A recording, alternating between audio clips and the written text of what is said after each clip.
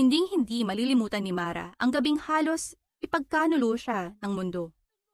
Dahil iyon ang gabing pinalayas siya. Basang-basa, nanginginig. Walang dala kundi isang plastik na may 2 damit. At isang pangakong paulit-ulit niyang ibinubulong sa sarili. Kaya ko to, kahit wala nang natira.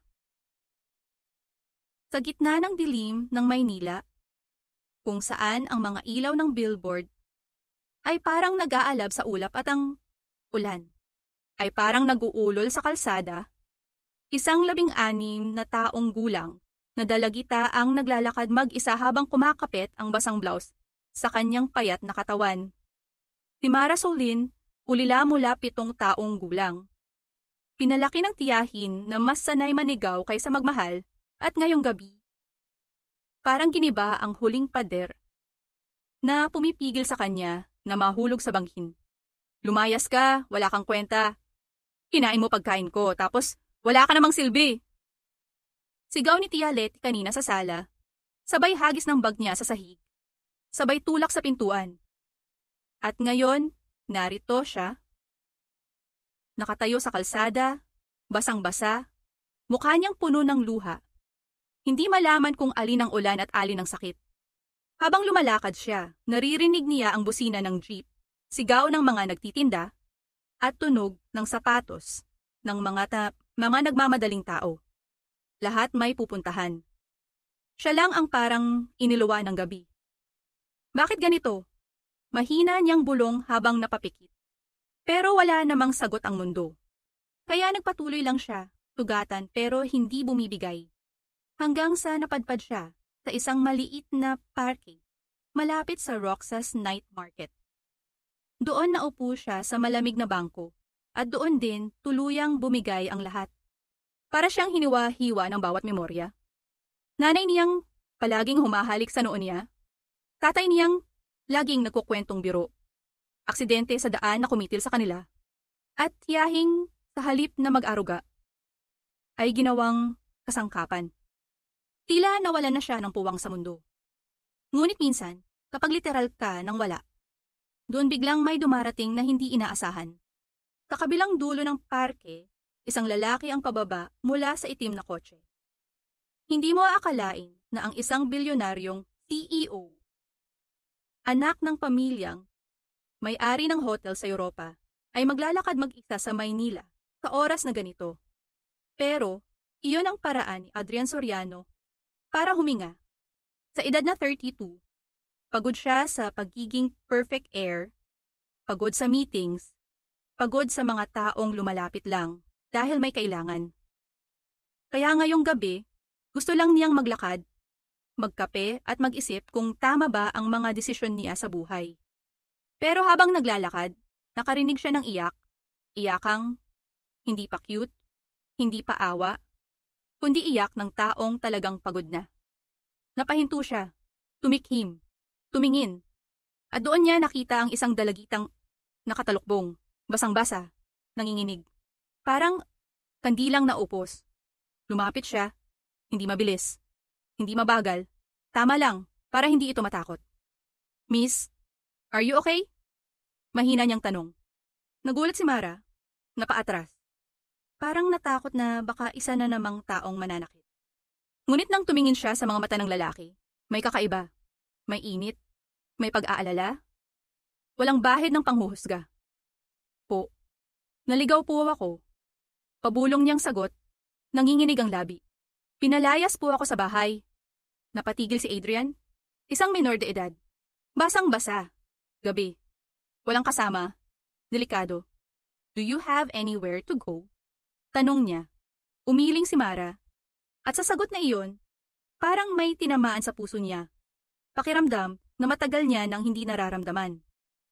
Inilapit niya ang jacket niya at marahang isinuwang sa balikat ng dalagita. Halika, kain muna tayo. Hindi ka pwedeng maglakad ng ganito. Po, ayoko pong maging abala. Hindi ka abala. Sagot niya. Tao ka. At pagod ka. At iyon ang unang beses na umiyak si Mara hindi dahil nasaktan, kundi dahil may nagmalasakit. Dinala siya ni Adrian sa isang maliit na kafe malapit lamang. Mainit sa loob, may amoy kape at tinapay. At sa unang pagkakataon, matapos ang mahabang oras, naramdaman ni Mara na hindi niya kailangang tumakbo. Umupo sila sa sulok, at habang giniginaw pa rin ang kanyang mga daliri, inilapit ni Adrian ang mainit na tsokolate. "Drink this first." Dahan-dahan niyang tinanggap, parang takot pang masira ito. "Salamat po," mahina niyang sabi. "Mara." "Ay, Mara po." "Adrian," sagot ng lalaki. Hindi na niya sinabing CEO siya o bilyonaryo siya. Sa gabing iyon, gusto niyang maging tao lang. Ngunit habang nag-uusap sila, unti-unti niyang nakikita ang mga piraso ng kwento ng dalagita, ulila, kinuha ng tiyahin, pinagawa ng gawaing bahay, pinalaya sa ulan, at may isang bagay na hindi niya maalis sa isipan niya. Bakit pinapayagang mangyari ang ganito? Nang hindi na makalaban ang luha ni Mara, bahagyang tumayo si Adrian, pumunta sa counter, at kinausap ang barista. Pagbalik niya, may dala na siyang soup, tinapay, at tuwalya. "Dry yourself first," sabi niya. "Then eat. After that, you can stay at my place for the night. Safe doon." Nanlalaki ang mata ni Mara. "Po, hindi po ako sanay sa ganun. Baka po istorbo." "Hindi ka istorbo. Baka po isipin ng iba masama. Wala akong pakialam sa sasabihin ng iba." At doon, tuluyang bumigay ang natitirang pader sa loob ni Mara. Habang kumakain siya ng soup, bawat subo ay parang paalala na may kahit isang tao sa mundong to na hindi siya tatratuhin, na parang kalat. Nang matapos sila, lumabas sila sa cafe, at sa loob ng kotse ni Adrian, malamig, malinis, tahimik, nakapikit lang si Mara. Hindi dahil natutulog siya, kundi dahil hindi niya alam paano tatanggapin ang pakiramdam na may lugar palang hindi nakakatakot. Pagdating nila sa bahay ni Adrian sa Forbes Park, halos matulala siya sa laki, sa linis, sa amoy ng bulaklak sa pasukan. "Sa guest room ka," sabi ni Adrian. "Mainit ang tubig. May damit ka na sa cabinet. Matulog ka muna. Bukas natin pag-usapan ang lahat." "Po, Adrian." "Salamat po. Hindi ko po alam bakit ako tinutulungan. Pero, salamat."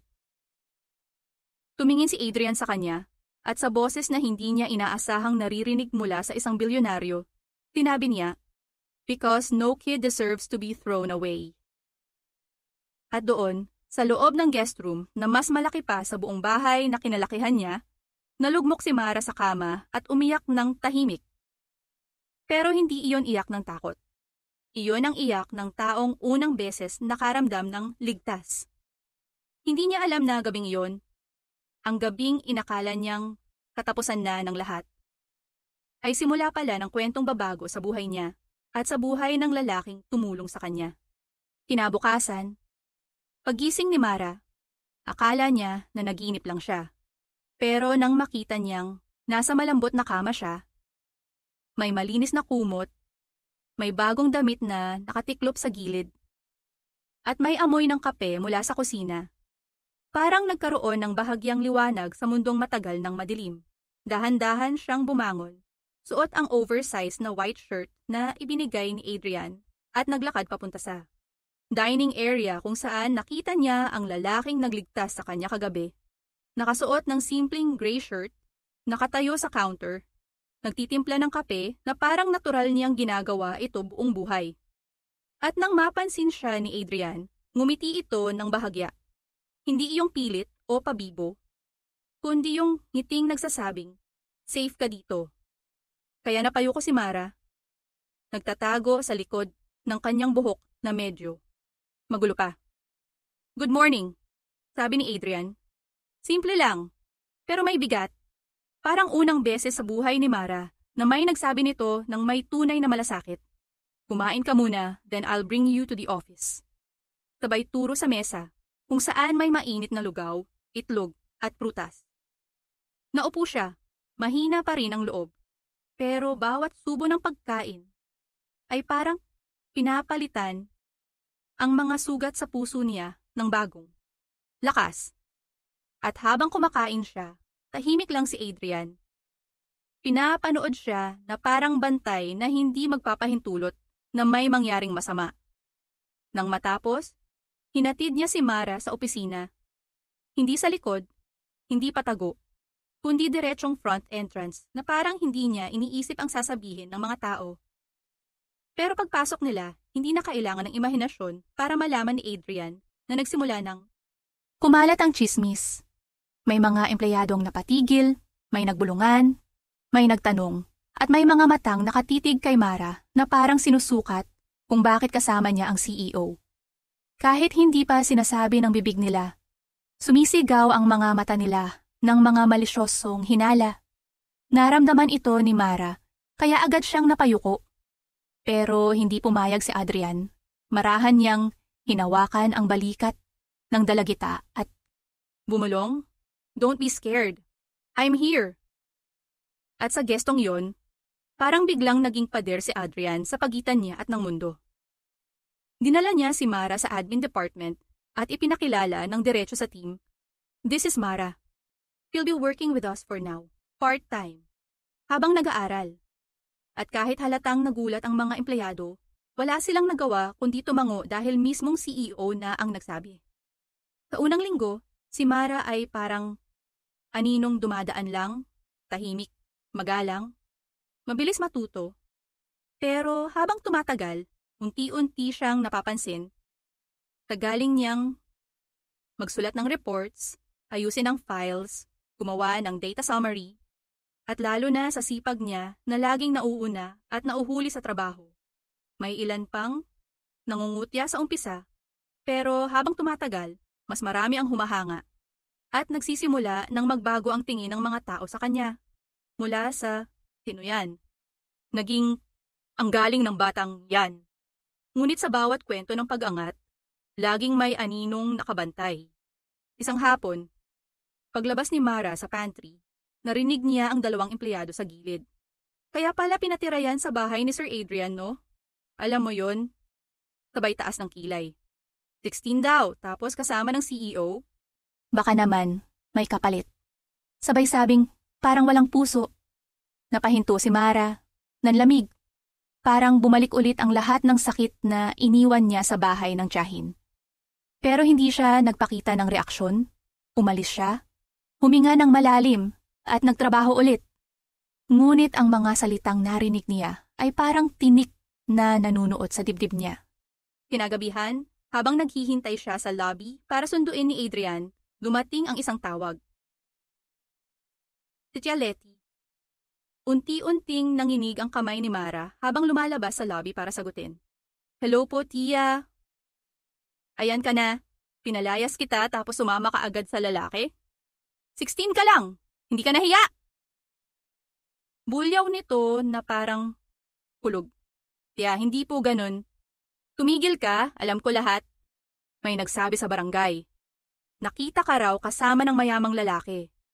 Babalik ka sa akin ngayon din." "Ngayon din, Mara." At bago pa makapagsalita si Mara, sunod-sunod ang message. "Ihahabla kita. Ipapahiya kita. Malalaman ko address niya." Parang sumikip ang mundo niya. Napaluhod siya sa gilid ng pader. Pigil-pigil ang sariling hindi maiyak. Hindi niya namalaya na nakita pala siya ni Adrian mula sa kabilang elevator. Lumapit ito agad, mabilis pero kontrolado, at lumuhod sa harap niya. "Mara, anong nangyari?" Umiling si Mara, takot, nahihiya, confused. "Ayoko pong maging problema. Ayoko pong masira pangalan mo. Please po." Ngunit hindi siya nakinig si Adrian. May kakaiba sa tono niya. Malamig, malalim. Parang tinig ng isang lalaking walang balak umatras. "Hindi ka problema, Mara. At walang sino mang pwedeng manira sa'yo habang nandito ako." Kinabukasan, hindi lang mga empleyado ang nagulat, pati ang security. Dahil sa mismong lobby, pumasok si Tia Letty, kasamang dalawang tanod, galit na galit, sumisigaw na parang binagyo. "Nasaan ang pamangkin ko? Nilalayo niyo sa akin. Minor yan! Ibabalik niyo siya sa akin ngayon din." Uminit ang lobby, nagtilian ang ilang empleyado, nagbulungan ang iba. Lumabas si Mara mula sa admin office, nanginginig, at halos mapaatras sa takot nang makita ang tiyahin. "Tiya, please po, wag na po." Ngunit hindi pinakinggan ng tiyahin. "Sumama ka sa akin. Hindi ka pwedeng sumama sa kung sinong lalaki."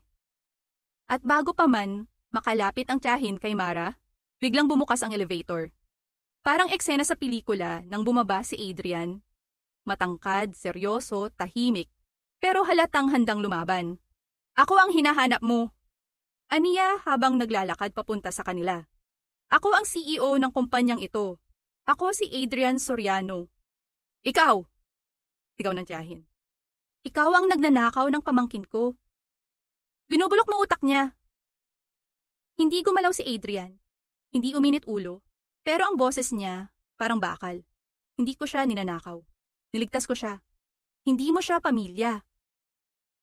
Pamilya ba ang nangtatapon ng bata sa ulan? Napatigil ang lahat. Napatigil pati ang tanod. Napatras ang tiyahin.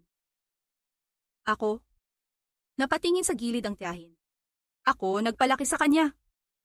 "Hindi pagpapalaki ang ginawa mo. Pang-aabuso iyon," sagot ni Adrian. "At may records ang social welfare tungkol dito." Nanlaki ang mata ng tiyahin. Anong karapatan mo?" "Ako ang temporary guardian niya." Para siyang binagsakan ng mundo. "Hindi PW. Pinirmahan na ng Social Welfare Office," sabi ni Adrian. Malinaw, diretso, walang pag-aalinlangan. "Kagabi, nang malaman nilang pinalayas mo ang menor de edad sa gitna ng ulan." Napayuko ang dalawang tanod. "Ma'am, kung totoo yan, wala po kayong habol," sabi ng isa. "Minors welfare po ang susundin namin." Napatras ang tiyahin, nanginginig, hindi makapaniwala. Pero bago siya umalis, tinapunan niya si Mara ng tinging puno ng galit.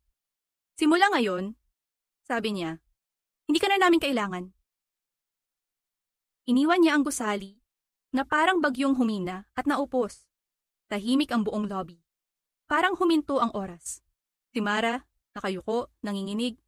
Parang hindi alam kung matatakot ba o mapapaluhod sa gaan ng pakiramdam. Dahan-dahang lumapit si Adrian. Marahang hinawakan ang balikat niya. "Mara," bulong niya, "safe ka na."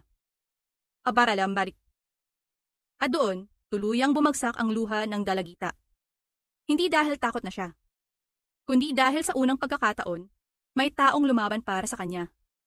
Simula ng araw na yon, parang lumuwag ang paghinga ni Mara. Pero kasama ng ginhawa, ay dahan-dahang dumarating ang mga bagong pagsubok na mas malalim kaysa sa mga tinakasan niyang sakit. Sa opisina, nagsimulang magbago ang ihip ng hangin. Kung dati puro bulungan at mali siyang tingin, ngayon mas dumadami ang taong humahanga sa sipag niya. Tuwing may gagawing reports, laging maayos ang formatting, tama ang data, at mabilis ang execution. Tuwing may kailangan sa admin, siya ang unang tinatawag. At sa bawat araw na lumilipas, mas nakikita niya na may puwang pala siya sa mundong hindi niya inakalang tatanggap sa kanya.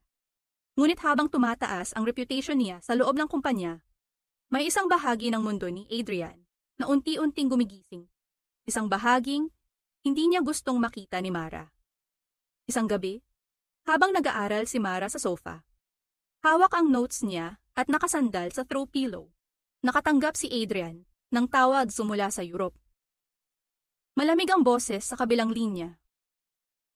"Adrian, we need you back in Geneva. The board is questioning the rumors." Napatigil si Adrian. "What rumors?" "That you're housing a minor, a girl, in the Philippines. You know what this looks like to investors." Bahagyang tumaas ang tono ni Adrian, hindi dahil sa galit, kundi dahil sa inis na halatang pinagpipigil niya. "She's under my custody because she needed help. And do you think the world cares about your explanations?" Sagot ng boses. "You're the next chairman. One scandal and everything collapses." Pagkababa niya ng tawag, tumingin siya kay Mara. Tahimik ito, nakatingin sa notes. Walang kamalay-malay sa unos na papalapit. At doon tumama ang takot kay Adrian. Takot na baka masaktan si Mara dahil sa kanya. Sa mga araw na sumunod, Nagpatuloy ang buhay nila na parang tahimik na bagyong hindi pa tumatama sa lubog. Si Mara, masaya sa school, mataas ang grades, nagkaroon na ng 2 kaibigan. Sa opisina, mas kampante siya. Hindi na nanginginig sa elevator, marunong nang ngumiti sa mga katrabaho at sa bahay ni Adrian. Para siyang unti-unting nagkakaroon ng tahanang hindi puro sigaw at takot. Pero si Adrian, tahimik na kinakain ng alalahanin. Isang gabi, habang nag-aayos si Mara ng mga notes niya, lumapit si Adrian at umupo sa tabi niya. "Mara," sabi niya, mababa ang boses. "May kailangan tayong pag-usapan." Napatigil si Mara, iniwan ang pen sa mesa. "Po, may meeting ako sa Europe. Board meeting. Kailangan kong pumunta." Tumango si Mara. "Okay po, gaano po katagal?" "Hindi ko alam." Doon siya natigilan. "Po," humugot si Adrian ng malalim na hininga. "Mara, may kumakalat na chismis sa board na ikaw, na tayo." Hindi niya natapos ang pangungusap. Hindi na kailangan. Lumingon si Mara at sa unang pagkakataon mula noong kinupkop siya ni Adrian, nakita niya ang takot sa mukha nito. Hindi takot sa board. Hindi takot mawala ng pera. Takot na baka mawala siya.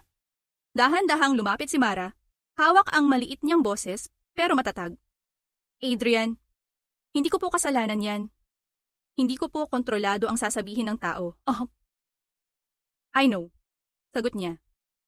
"Pero kailangan kong harapin at At habang wala ako, napatigil siya. Tumigil din ang mundo ni Mara. Kailangan mong lumipat sandali sa youth shelter na accredited ng welfare.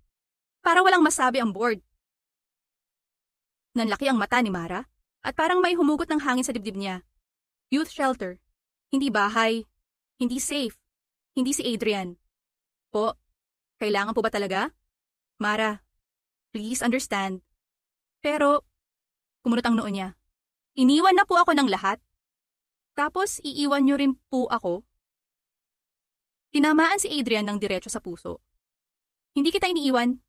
Pero kailangan kong gawin to para hindi ka masaktan sa mas malaking paraan." Tumulo ang luha ni Mara. Isang patak lang, pero sapat para pumutok ang dibdib ni Adrian. Ngunit hindi siya umatras. Hindi siya lumayo. Sa halip lumapit siya kay Mara. Marahan niyang inilagay ang kamay sa likod ng ulo nito at dinala sa kanyang balikat. "Hindi kita pababayaan. Hindi ito katapusan. Babalikan kita." At doon, umiyak si Mara ng tahimik. Hindi dahil sa takot, kundi dahil sa sakit na parang pinupunit ang maliit na tahanang nabuo niya. Kinabukasan, hinatid siya ni Adrian sa youth center. Malinis, maayos, may staff na mababait. Pero hindi ito bahay. Hindi ito tahanan. Hindi ito si Adrian. Nang ihatid siya ng social worker, papasok, tumingin si Mara kay Adrian. Nanginginig ang boses. "Babalik po kayo." "Oo." Sagot niya agad. Walang pag-aalinlangan. "Promise po?" "Promise." At iyon ang huling salitang sinabi nila bago umalis si Adrian papuntang Europe. Sa unang linggo, maayos ang lahat. Si Mara, nag-aaral pa rin, pumapasok sa opisina bilang part-time trainee sa gabay ng HR. May schedule siya sa center, may curfew, may rules. Pero naayos niya. Pero habang tumatagal, nagsisimula siyang manghina. Hindi dahil nahihirapan siya, kundi dahil hindi niya alam kailan babalik si Adrian. Isang gabi, habang nakaupo siya sa kama niya sa shelter, nakatingin sa maliit na bintana, nakatanggap siya ng text. Hahawakan niya pa lang sana ang phone. Biglang may kumatok sa pinto. "Mara? Tawag ng staff. May bisita ka." Napakunot ang noo niya. Pagbaba niya, may nangyaring hindi niya inasahan. Nandoon si Anton, pinsan ni Adrian, nakasuit, may hawak na briefcase, at mukhang hindi magdadala ng magandang balita. "Ikaw si Mara?" tanong nito. Malamig ang tono, parang pinagsamang kuryente at ulan. Opo. "I'm here to inform you," sabi ni Anton, "that Adrian is currently facing a board vote. And you," tumingin ito mula ulo hanggang paa, "are the reason the board is divided." Lumamig ang dugo ni Mara. Po, ano pong ibig sabihin? Kung gusto mong hindi masira ang career niya, ang pangalan niya, ang posisyon niya, kailangan mong lumayo. Parang may sumampal kay Mara. Po, hindi ko kailangan ng paliwanag mo. Putol niya. Simple lang ito.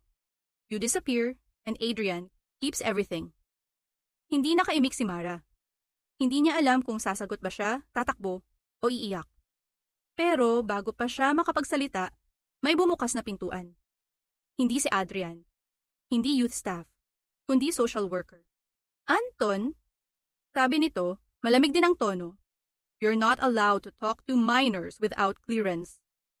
Napaatras si Anton, pero bago siya umalis, tumingin siya kay Mara at bumulong. Kung mahal mo siya, aalis ka. At sa unang pagkakataon mula nang pumasok siya sa youth center, naramdaman ni Mara ang takot na parang kuryenteng gumapang mula balikat hanggang dibdib. Baka mawalan ako ng pamilyang nahanap ko. Sa mga sumunod na araw, halos hindi makatulog si Mara. Nahihirapan siyang mag-focus sa school, hindi makakain. Lahat ng memorya niya kay Adrian, yung kauna-unahang lugaw, yung sofa, yung pagtawa nila sa maliit na bagay, yung pagprotekta niya sa lobby, yung safe ka na, paulit-ulit na umiikot. Hanggang isang araw, habang pumapasok siya sa opisina bilang trainee, may nakitang malaking gulo ang mga empleyado. May breaking news sa TV sa lobby. Breaking. Adrian Soriano under investigation by Geneva Board for alleged misconduct involving minor. Parang may sumabog sa utak ni Mara. Hindi na niya narinig ang susunod. Hindi kilala ang reporter. Hindi niya narinig ang paliwanag. Ang narinig lang niya, kasalanan ko. Tumakbo siya palabas ng lobby, tumawid papunta sa hallway. Halos hindi makahinga. Lahat ng pinanghahawakan niyang lakas, parang nadurog. Dumiretso siya sa rooftop. Doon naupo sa sahig. Hinawakan ang mukha at umiyak nang hindi niya makontrol. Para siyang batang iniwan ulit ng mundo. At nang tumigil siya, hindi dahil humupa ang sakit, kundi dahil naubos ang luha. May pumasok na tawag sa phone niya. Adrian. Nanginginig ang kamay niya habang sinasagot. Mara? Mahina pero buo ang boses. Po, hindi ikaw ang kasalanan nito. Adrian, kung hindi ko po... Mara, stop. Huminga siya ng malalim, narinig pa ni Mara ang pagod sa boses niya. Ako ang pipili kung lalaban ako o hindi. Hindi ikaw. Pero, sabi po ng pinsan niyo, aalis daw ako. Hindi ikaw ang magdedesisyon yan. Sagot niya. Ako. Tumulo ang luha ni Mara ulit. Babalik po ba kayo? Oo. I'm going home. Tomorrow. At sa unang pagkakataon matapos ang maraming araw, huminga si Mara nang hindi masakit. Pero sa likod ng bawat pangako, may bagyong parating. Bagyong sisira o bubuo sa kanilang dalawa. Kinabukasan, alauna ng madaling araw sa Maynila, nagising ang buong youth center sa malakas na katok mula sa security guard. Mara! Kailangan mong bumaba! Urgent. Napaangat si Mara mula sa manipis na kutsyon. Nangangatal ang kamay at dibdib. Sa isip niya, iisang tao lang ang kayang magtulak ng ganitong kaguluhan. Si Adrian. Ngunit pagdating niya sa lobby, hindi puting kotse ni Adrian ang bumungad, kundi isang itim na SUV na may diplomatic plates. Kasunod ang dalawang security. Bumaba mula roon si Anton, ang pinsan ni Adrian, naka-jacket at nakasuot ng itim na gloves na parang galing sa isang meeting kung saan siya ang nagdedesisyon ng kapalaran ng mga tao. Marami ay aniya. Malamig ang tono. Adrian just landed in Manila. Parang huminto ang puso ni Mara. Po, bakit po kayo ang nagsabi? Nasaan po siya? Pero bago sumagot si Anton, bumukas ang pinto ng SUV. Lumabas si Adrian, pagod, nakalugay ng kaunti ang buhok. Nakasut pa rin pero halatang nalunod sa mga oras ng biyahe, tensyon at pakikipagtalo sa board. Nang makita siya ni Mara, parang may humila sa dibdib niya at dinugtungan ang hininga ng lakas. Mara? Tawag niya. Diretso, walang ligoy, walang pader. Ngunit bago pa sila makalapit sa isa't isa, ngumisi si Anton ng mapait. Adrian, before you do anything stupid, may kailangan kang pirmahan. The board wants a full statement. Tonight. Mamaya na yan, sagot ni Adrian. Hindi niya man lang tiningnan ang pinsan. Lumapit siya kay Mara. Marahan pero determinadong parang pinabalik niya ang karapatang hindi niya dapat iniwan. Are you okay? Tanong niya. Mababa ang boses pero puno ng pag-aalab na parang kaya niyang sakupin ang buong Maynila para protektahan siya. Hindi muna sumagot si Mara. Sa halip, bigla siyang napaiyak. Hindi yung malakas na hagulgol, kundi yung tahimik na luha na nagbukas ng matagal ng sikip sa dibdib. Hinawakan ni Adrian ang braso niya. Marahan. I'm sorry, bulong niya. Hindi na kita iiwan kahit anong sabihin nila. Ngunit hindi iyon ang katapusan. Iyon ang simula ng pinakamabigat na laban. Kinabukasan, nagpunta sila sa opisina ni Adrian, kasama si Mara bilang witness. Hindi ito boardroom. Hindi ito conference hall. Isa itong maliit na private room sa penthouse floor na may salaming nakataas at tanaw ang buong lungsod. Parang ipinaalala sa kanila kung gaano kaliit ang tao sa harap ng mundo. Pero may mga taong pinipiling lumaban. Sa loob, naroon na ang 3 kinatawan ng board via live call. 2 CEO mula Europe at 1 legal counsel mula US. Adrian, bungad ng nasa screen. You created instability. Investors are reacting. Headlines are emerging. Alam ko, sagot ni Adrian. Kalmado pero may tindig. And I'm here to clear it. Who is the girl? Tanong ng legal counsel, diretsahan. Tumingin si Adrian kay Mara at marahang hinawakan ang kamay nito sa ilalim ng mesa. Hindi para ipakita, kundi para ipadama. Her name is Mara de la Cruz, sabi niya. 16, abused, homeless. I took legal custody under DSWD monitoring. She's under my care for education and safety. And your relationship? Nang marinig ni Mara ang salitang yon, parang may sumaksak sa tiyan niya. Tumingin siya kay Adrian, nag-aalalang, baka dito na siya mawala. Ngunit ngumiti si Adrian, ngiting kalmado, malinis, walang guilt. Professional guardian, sagot niya. Nothing more, nothing less. Tumango ang legal counsel. If this arrangement is legitimate, we need proof. Yumuko si Mara, nanginginig ang boses, pero nagsalita. Ako po, pwede akong magpaliwanag. Lahat ay natahimik, kahit si Adrian. Inangat ni Mara ang muka, puno ng lakas, na hindi niya alam na meron siya. Wala po akong pamilya, wala pong nag-alaga sa akin. Pinalayas po ako, niligtas niya ako. At kahit po ganun, huminga siya ng malalim. Hindi ko po siya kinakaladkad. Ako po ang may utang sa kanya. Hindi po siya sa akin. Doon natahimik ang 3 nasa screen. Walang imik, walang pagtatalo, walang salita. At pagkatapos ng ilang sandali, nagsalita ang babaeng taga-board. We will review your custody papers. Adrian, until cleared, you are temporarily suspended from public-facing duties. Fine, sagot ni Adrian. At sa unang pagkakataon, nakita ni Mara ang isang lalaking hindi natatakot mawalan. Dahil may mas mahalaga siya kaysa sa trabaho. Nang matapos ang call, parang sabay silang bumagsak. Si Mara nakahawak sa dibdib. Si Adrian napapikit.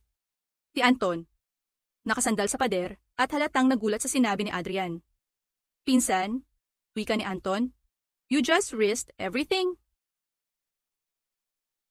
Worth it, sagot ni Adrian at sabay tingin niya kay Mara. Parang may sinabing, hindi kailangan bigkasin. Hindi ka pabigat, hindi ka problema, at hindi kita palalabasin sa buhay ko. Sa mga araw na sumunod, naging tahimik ang buhay nila, pero hindi nakakabingi. Tahimik na malamig sa umaga habang sabay silang nag-aalmusal. Tahimik na maaliwalas sa gabi, habang nag-aaral si Mara at nagwo-work remotely si Adrian. Tahimik na may bagong anyo. Hindi na protector at protected, kundi dalawang taong sabay na lumalaban. Ngunit ang araw ng desisyon ay dumating ng mas maaga kaysa sa inaasahan. Isang hapon, habang nasa opisina si Adrian at nasa tutoring session si Mara sa bahay, biglang dumating si Anton, may hawak na envelope.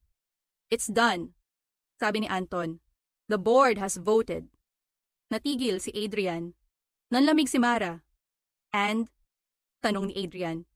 Nagtagal ang sagot na parang multo sa hangin. Hanggang marahan, dahan-dahan. Payapang sinabi ni Anton, "You keep your position." Hindi agad nakapagsalita si Adrian. Hindi rin si Mara. The custody was legal. The scandal had no basis. And they admired the fact you chose integrity. Inangat ni Mara ang tingin, at doon nakita niya ang bahagyang ngiting matagal na niyang gustong makita.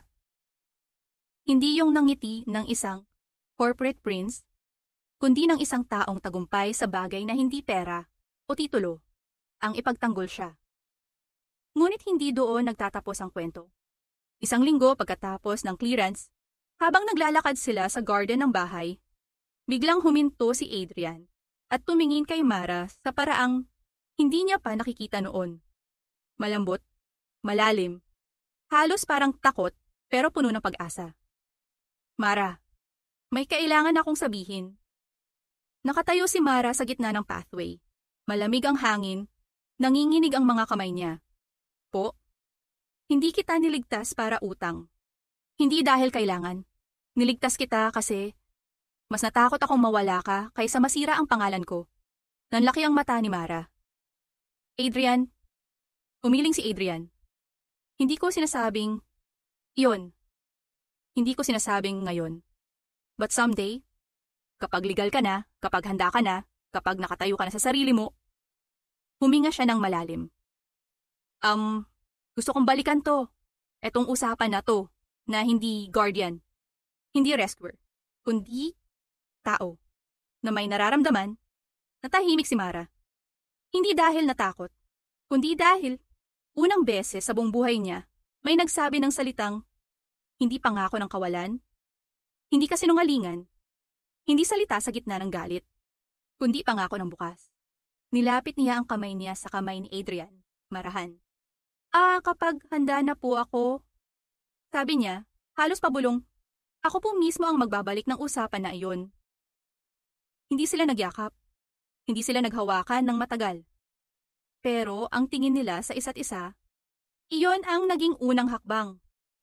Sa gabing iyon, habang nakaupo si Mara sa harap ng kanyang desk, binuksan niya ang notes at sinulat ang pinakamahalagang linya sa buhay niya. "Hindi ako nag-iisa." Hindi na. Sa kabilang kwarto, si Adrian nakatingin sa city lights, habang hawak ang phone kung saan nasa lock screen ang maliit na lalarawan nila noong unang araw sa cafe. Hindi niya alam na iyon pala ang magiging simula ng pinakamalaking laban at pinakamainit na tagumpay ng puso niya. At doon nagsara ang unang kabanata ng kwento nila. Hindi fairy tale, hindi milagro, kundi kwento ng dalawang taong parehas sinaktan ng mundo, pero sabay na pinili ang isa't isa sa gitna ng unos.